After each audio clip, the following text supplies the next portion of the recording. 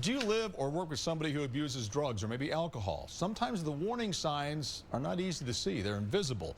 Experts say people suffering from addiction can oftentimes hide in plain sight. In tonight's Addicted Utah report, Jim Spiewak says that many types of addiction can go undetected.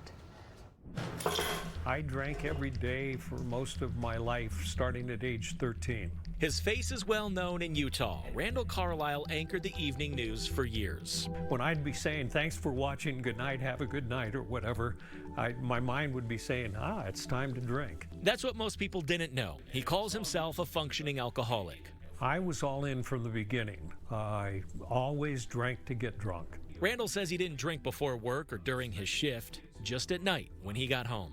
I would drink probably every night 10 to 20 beers before I'd go to sleep.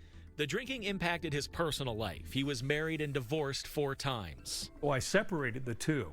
I would say I'm successful professionally, I'm horribly unsuccessful personally, but it's probably their fault.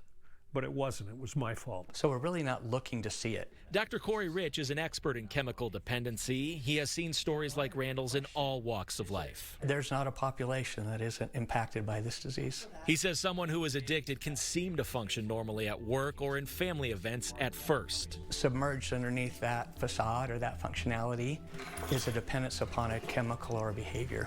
But once they progress to dependence, priorities change. We use the word obsession.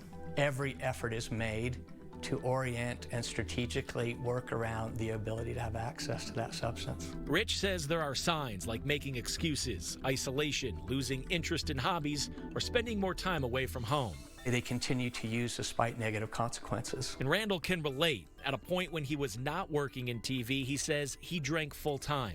It got so bad that I had to drink 3 or 4 beers in the morning so I could shave because my hands were shaking so bad. That's when he realized he needed help. So you've heard the pitch already. So he went through treatment and is now almost 8 years sober. He is off the air and works with Odyssey House, a treatment program. It's more fulfilling than any job I ever had in TV because I feel like I'm part of an organization that helps people reclaim their lives. Dr. Rich says realizing what matters can help someone who is addicted start to change. They don't have to wait until they hit rock bottom. They just have to heighten their level of awareness and see that what they're doing is not bringing the things that they really want in their life. That self-realization can happen with family support and treatment. After putting in all that work, Randall says he's never been happier. It's just so nice not to have a life that has to center around alcohol. Well, Dr. Rich says the dependency is a way to cope with stresses in life.